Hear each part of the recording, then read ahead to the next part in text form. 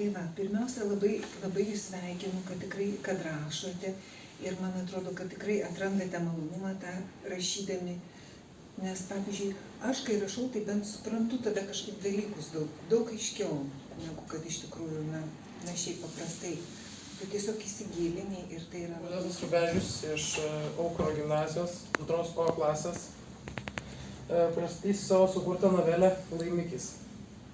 Buvo nuostabus vasaros rytas. Su tėčiu plaukėme į Baltijos jūrą.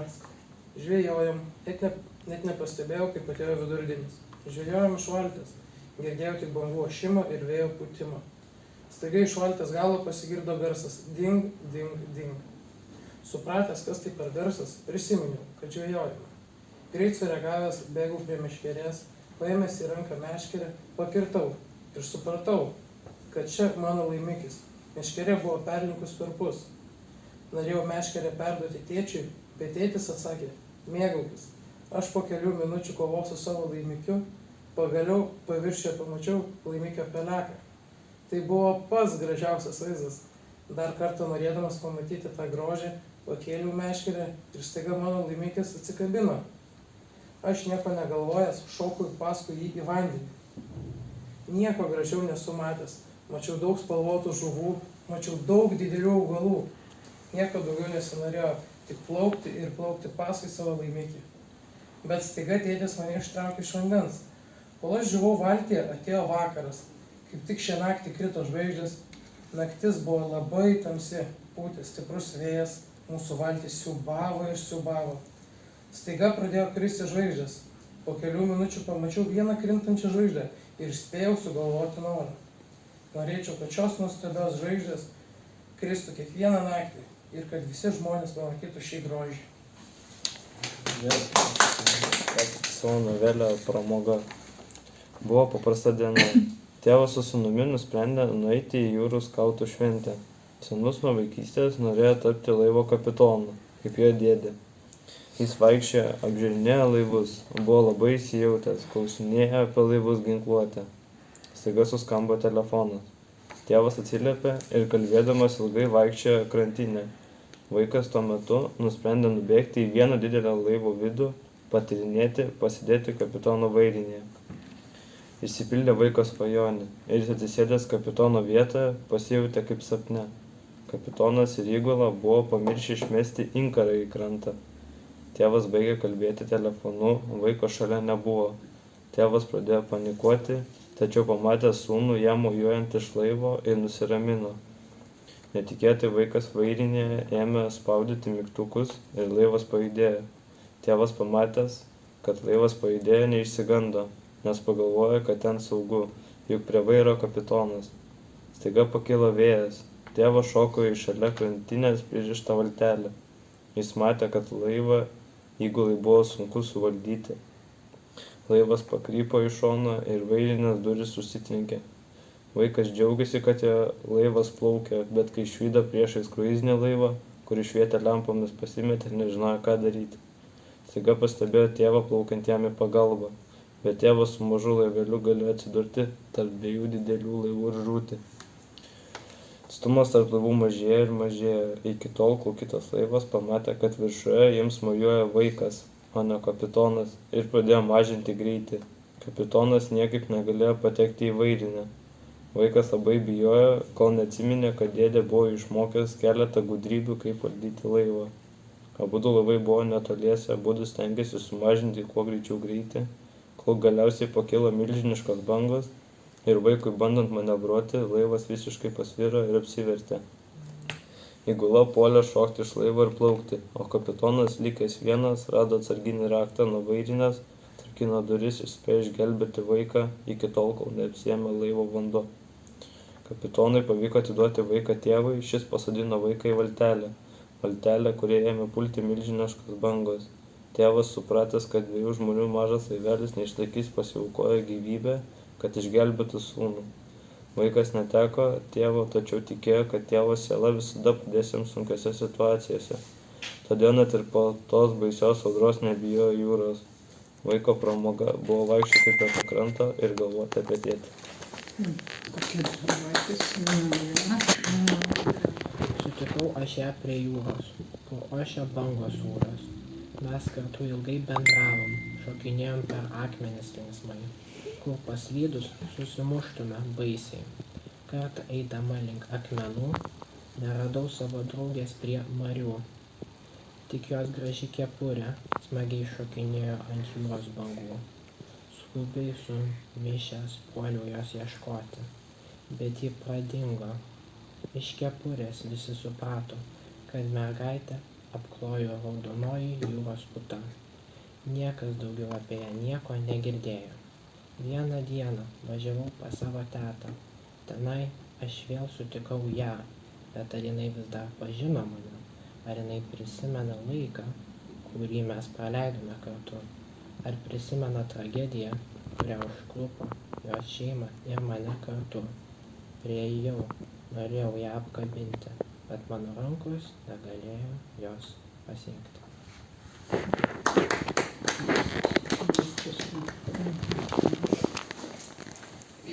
Taigi, esu Milana Jaukina iš 1 A klasės.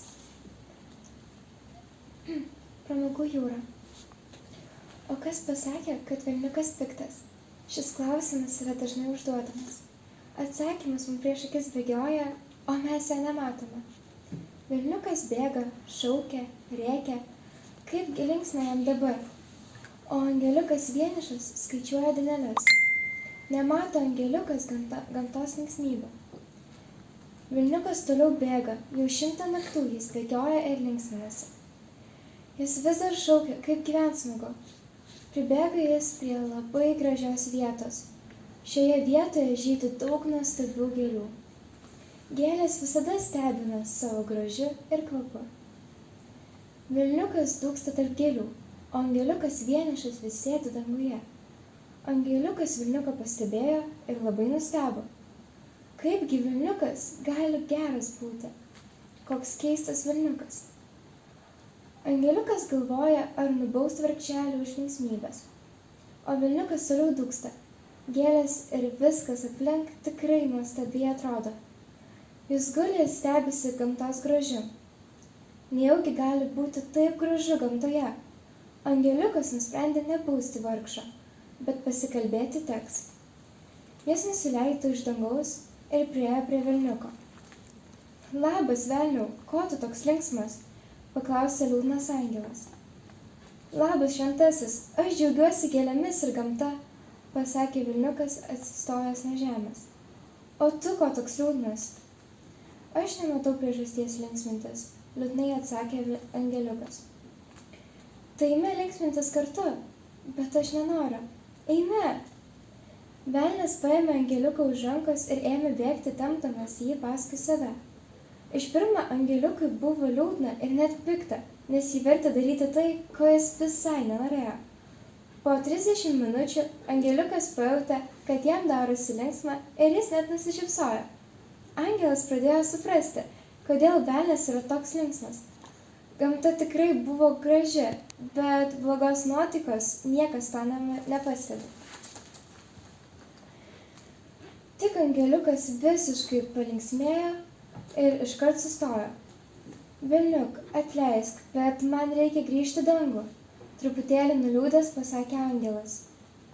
Bet kodėl? Argi tau nesmagu? Nustebo velnias. Man smagu, tikrai, susijaudinęs pasakė angeliukas. Man reikia visus iš viršaus stebėti. Aš negaliu palikti viską ir visus be priežiūros. Dėkui, tu man parodai tikrą gamtos grožį. Sudie. Ate, tikiuosi dar susitiksim. Nuliūdęs atsakė velnias ir stovėjo, lydėdamas žvilgsniu kylantį angelą. Velniukas liko liūdnas. Jau ir gėlės nebe tokios gražios, gamta nebe tokia graži. Velnias atsigulė tarp gėlių ir užmigo, galvodamas apie liūdnąjį angeliuką.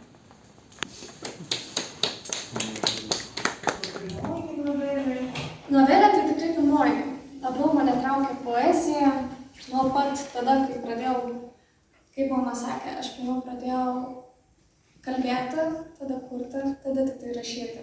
Ir rado kažkada krūvą mažų užrašų knygučių, kur padrikai kažkas parašyta. Ai, kaip neįprasta. Žinau, kad minėjo, kad mūsų yra mūsų pedagogų.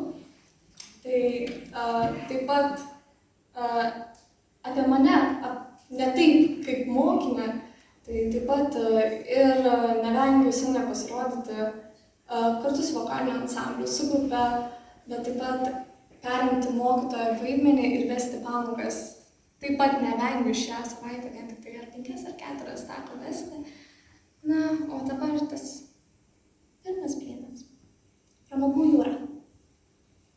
3, 2, 1. Mano veidas taip pat trenkėsi į šaltą juodą bangą. Mano plaučiai prisipildami oro vasaros jūros vandens. Aš užmiegu. Pabudau visai kitoje vietoje. Aš sėdėjau ant šviesų, švelnaus šiltas smėlio. Vidurdienio atokaitoje aš jaučiausi gan puikiai. Aplinkui šurmuliavo minios žmonių. Panašu, kad vyko kažkokia šventė. Puiku, po tokios nakties man reikia pramogos, pagalvojau aš. Aš sėdėjau ir stebėjau šventės dalykus, kai staiga supratau, kad nei vienas žmogus neatrodo kaip aš. Žinoma, jie visi žmonės, bet jų tarpe nei vieno liūno, nei vieno seno, nei vieno sergančio, nei vieno nerimaujančio, nusiskandusio, nei vieno pasibjaurėjusio, nei vieno, kuris jaustų kažką kito apart laimės ir meilės. Puiku, tikriausiai pagalvoti bus, tačiau man pasidarė labai neramu. Kodėl visi tokie laimingi? Taigi nėra tokio pasaulio, kuriame visi būtų laimingi. Ar yra? Ši pramoga man jau nebepatinka. Aš nusprendžiau, kad man reikia paeiti šiek tiek iki jūros. Ir apsiprausti veidą, aš pilnai pasijusiu geriau. Kad man šie laimingi žmonės nebeatrodys tokie nelaimingi. Nelaimingi dėl to, kad nematom mano liūdesio. Aš praėjau 5 žingsnius iki jūros. Ir čia mano kūną vėl sutiko man jau pažįstamas šaltas bangelis. Turiu įkvėpiu ir 3, 2, 1, neriu. Aš ir vėl ne ten. Šįkart aš atsidūriau vidury cirko. Smagu, man seniau labai patikdavo cirkas, ypač mėgau karuseles. Tik šis cirkas man atrodė tartinai liūdnas. Praeitą šventę man atrodo pernelyg linksma. O kodėl šis cirkas man atrodo siaubingai liūdnas? Visi vaikai verkia, karuselės sukasi į priešingą pusę. Muzika groja atbulai, o visi žmonės pikti, paniuri, išsigandę. Tai tikrai tik klaida, tai dar vienas nesusipratimas. Nuo minčių man ėmė suktis galva ir aš prisėdau ant suoliuko. Staiga prie manęs pasirodė mažas žmogeliukas vardu Dekas. Dekas man prisistatė kaip šio pasaulio valdovas. Todėl aš jo paklausiau, pone Dekai, jie visi tokie liūdni. Tai kodėl jūs toks linksmas? Jis nieko nelaukdamas atsakė, nes mes čia taip pramogaujame. Keistas tas jūsų pramogos, pagalvojau aš. Įdomu. Kitur žmonės nesupranta kito žmogaus liūdesio ir tik tai juokiasi. O čia jie nesupranta vienas kito liūdesio ir visi tik verkia. Padėlėjus minutėlę aš vėl prabilau. O ką daryti, pone Deka? Aš nežinau, kur mano namai. Paskutinis dalykas, kurį aš pamenu, yra tai, kaip vakar vėlai vakare mano mama man pasiūlė pasimaudyti jūroje. Aš suskubau sutikti su jos pasiūlymu ir visai pamiršau, kad nemoku plaukti. Tądien ji vis kalbėjo apie tai, kad man praverstų šiek tiek papramogauti ir prasiblaškyti. Jis sakė, tau tai reikia vėl pasinerti į pramogų jūrą ir tavo nuotaika kaimot pasitaisys. Bet pirmą kartą įžengusi į jūrą, aš atsidūriau pasaulyje, kuriame visi pernelyg džiaugsmingi. Ten egzistuoja tik laimė ir meilė, todėl niekas nesupranta liūdesio. O dabar, po to, kai vėl įbridau į jūrą, aš esu čia, kur visi liūdni, pikti ir išsigandę, o